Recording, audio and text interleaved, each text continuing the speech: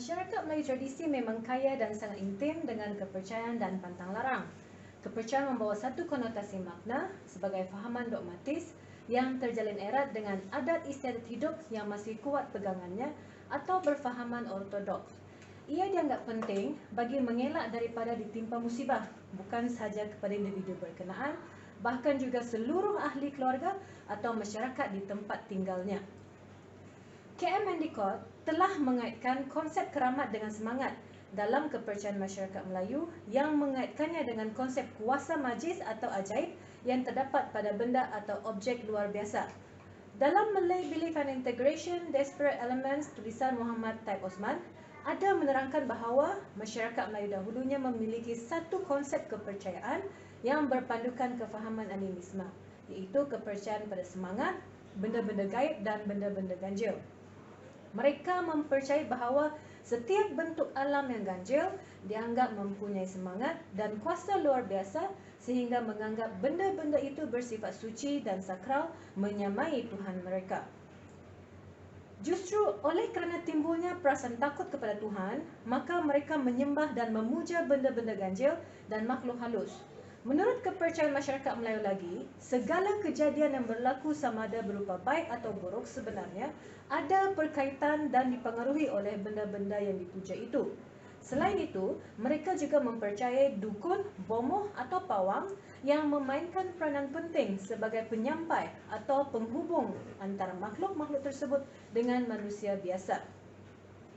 Antara agama dan kepercayaan rakyat semacam bukan satu polemik yang baru lagi dalam senario kehidupan masyarakat Brunei.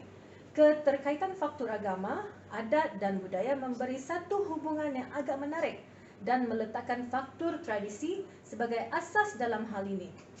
Faktor warisan, walau bagaimanapun, nampaknya hanya sekadar mencakupi kesemua aspek, baik ia berupa adat, tradisi, budaya, malah juga agama, dan kesemua komponen ini mempunyai hubungan reciprocal atau imbal balik sesamanya. Harus disedari bahawa dalam masyarakat Melayu, konsep kepercayaan mempunyai ruang lingkup pengertian yang berbeza daripada agama. Agama adalah perkara yang dianuti, manakala kepercayaan adalah gerak rasa tentang perkara yang tidak ada di hadapan, yang dirasakan ada dan mempunyai kuasa luar biasa di luar kawalan manusia. Dalam agama Islam, memang ada bentuk kepercayaan, tetapi tidak semua yang dipercayai itu adalah agama. Dalam konteks para pengamal Melayu Brunei yang lebih dikenali sebagai orang pemandai, pun tidak lepas daripada mempunyai fahaman terhadap konsep pandang alam, hukum hakam, sebab akibat dan logikanya yang tersendiri, iaitu sesuai dengan teori kepercayaan mereka. Namun begitu, mereka tidak mudah menerima sesuatu kepercayaan itu sekalipun ia sangat baik, dapat memberikan imbalan, faedah atau hasil setelah Islam dianuti dalam kehidupan masyarakat setempat. Ternyata pada pandangan alam mereka, benda-benda dan alat-alat seumpama ini boleh menjejaskan kepercayaan serta memecahkan jaring terhadap kepercayaan mereka sendiri, atau lebih jelas lagi, dikhawatiri bercanggah dengan tuntutan dan akidah Islam. Dalam membicarakan kepercayaan rakyat dalam budaya benda, perlu dirujuk pandangan Geertz. Beliau berpendapat bahawa budaya itu berupa pola makna dan konsepsi yang terdapat dalam simbol-simbol diperolehi secara warisan turun-temurun sebagai alat untuk berkomunikasi, melestari dan mengembangkan pengetahuan tentang sikap mereka terhadap soal kehidupan. Beliau juga menekankan tentang kepentingan budaya dan menyifatkannya sebagai suatu yang amat berharga kerana bukan sahaja berperanan sebagai alat komunikasi, namun budaya juga dapat mencerminkan sikap dan identiti sosial. Dalam konteks kepercayaan rakyat Melayu Brunei, motif peralatan besi dipercayai memiliki pengaruh besi atau biasanya dipanggil tuah besi. Motif besi dalam masyarakat Melayu memiliki semangat yang harus disaru dengan melakukan ritual tertentu. Bukan saja sifat besi itu sebagai logam yang keras dan sesuai untuk dibuatkan senjata, tetapi seorang individu itu dimestikan menyimpannya walau dalam segala macam keadaan. Ini disebabkan seorang mempunyai besi yang baik akan beroleh kesenangan dalam kehidupannya.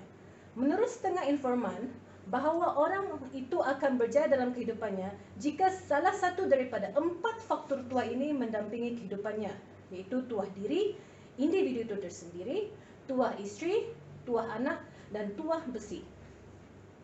Saya akan menyentuh secara ringkas 4 bentuk kepercayaan masih lagi menjadi sebahagian daripada norma kehidupan masyarakat Melayu Brunei, iaitu berindung atau penunggu, berisi, semangat dan keramat.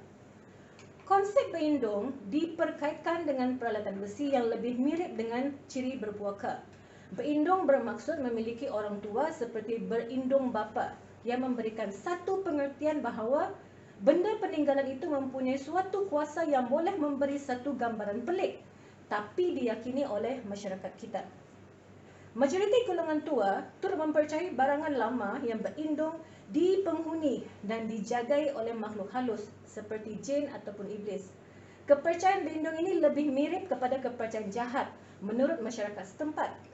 Jika permintaan atau barangan lama tidak dijaga atau dipuja, akibatnya diri sendiri atau ahli keluarga yang bakalan menerima padanya. Konsep berisi pula dalam kepercayaan masyarakat Melayu Brunei membawa maksud dijaga atau dilindungi oleh suatu makhluk halus atau roh yang boleh saja terdiri daripada roh baik ataupun jahat. Walau bagaimanapun, ramai yang menanggapi konsep berisi ini lebih sinonim dengan penunggu roh yang jahat. Kepercayaan berisi biasanya dikaitkan dengan tempat-tempat yang tidak kerap dikunjungi. Namun ada kalanya dikaitkan dengan barang peninggalan yang sudah lama usianya. Dalam masyarakat Melayu Brunei, tempat yang baru dikunjungi atau didiami dipercayai memiliki penunggu. Kononnya, tempat tersebut didiami sudah oleh keluarga atau sanak keluarga penunggu yang jelasnya tidak boleh terlihat oleh mata kasar manusia. Menurut kepercayaan rakyat, penunggu itu sering menegur kanak-kanak sehingga dengan mudahnya kanak-kanak jatuh sakit.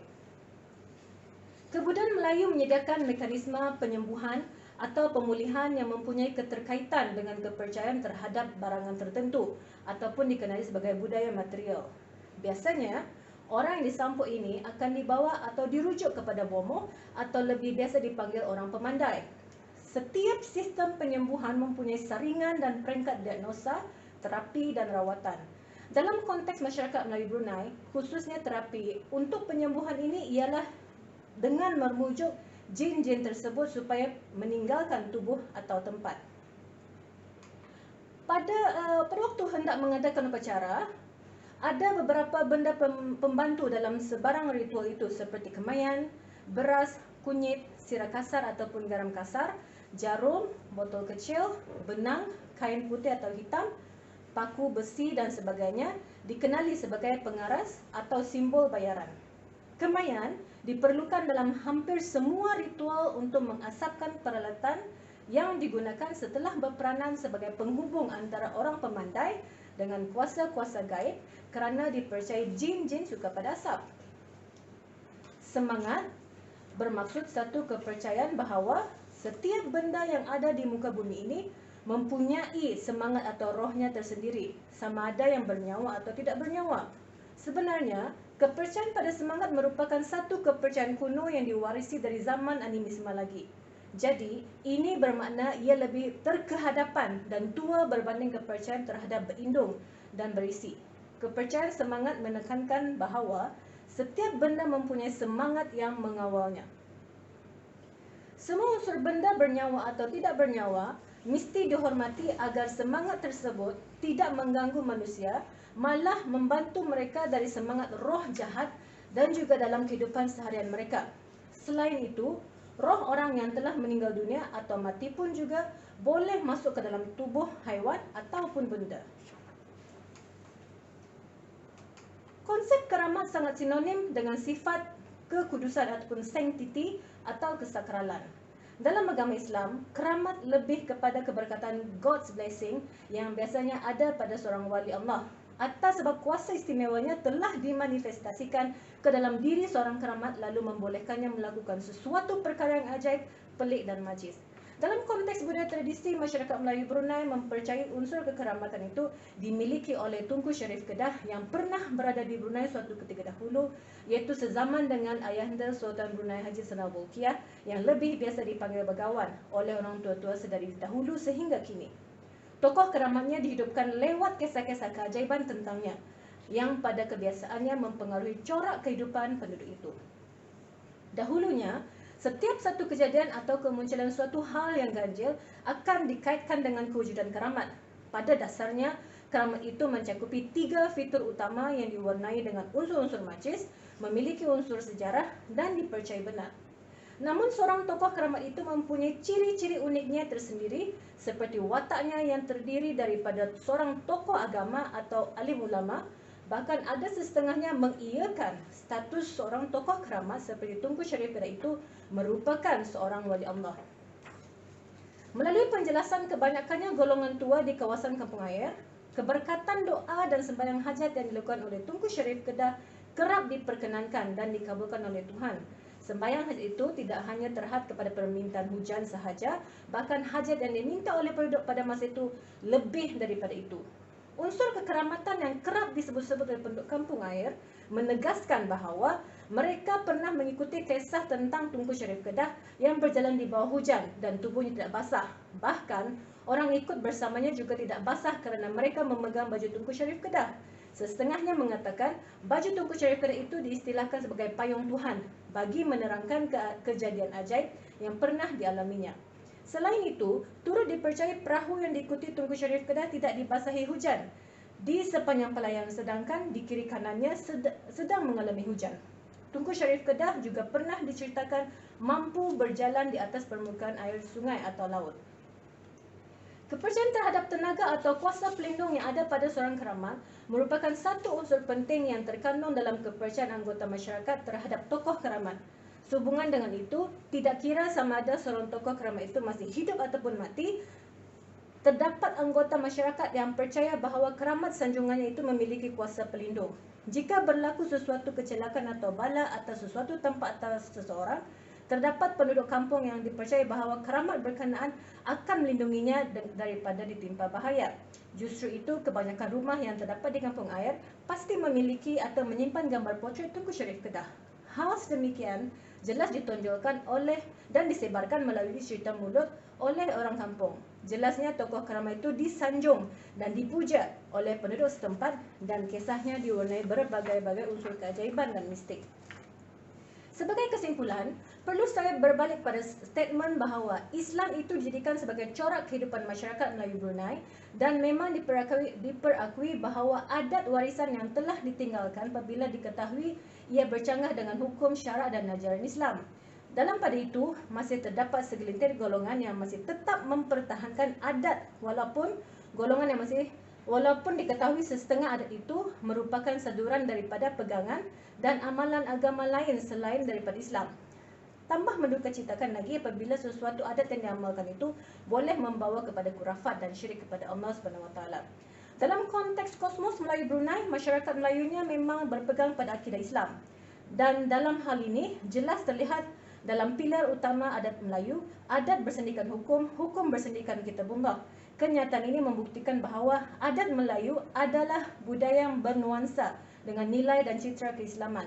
Adat, budaya dan tradisi Melayu ternyata mempunyai hubungan erat dengan nilai dan norma ajaran agama Islam yang berpisah tiada. Sekian, terima kasih.